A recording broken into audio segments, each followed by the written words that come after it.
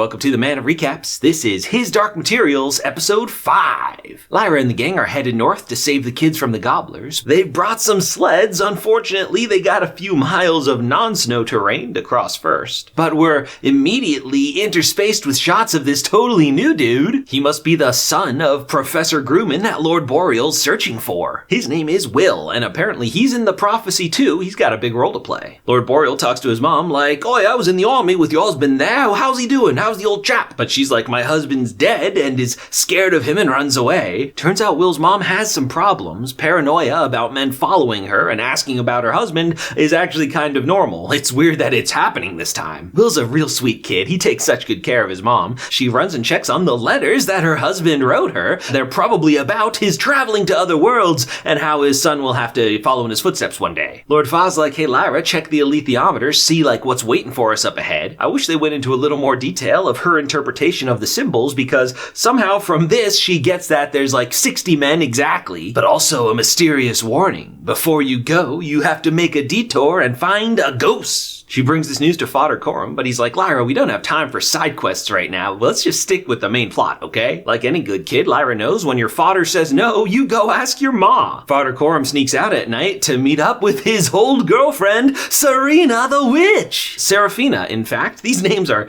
tough. He's not Father Coram, by the way. He's Farter Coram, which is pronounced like a guy who farts, but spelled with a D. These two were lovers. She hasn't aged because she's a witch, and she's like, "Hey, actually, I'm still into it. I like old hairy men. You big bear, come here, give mama some honey." They had a son together, but he died of disease, and so these two broke up, I guess. Anyway, she's like, "Yeah, I'll help you out, but I can't actually stick around. I gotta go do witch stuff." In the morning, Lord Fa's like, "Lyra, I've reconsidered. If your magic golden compass is telling you we have to do this, I'd better listen to it." And she's taken a bear with her. Yeah, riding through the snow. This is Lyra's dream come true. Lyra and Yorick bond a bit. She's a feisty little kid, and he's a grumpy old bear. Apparently, he was a prince of the bears, but he was exiled because he killed another bear, probably for a good reason though, we'll see. They go down to the spooky seaside town, which would not be scary at all if it wasn't nighttime. After an incredibly long, intense horror build-up, there's nothing in the shack at all. It's actually just young Billy Costa. Well, they found him. But wait, something's wrong.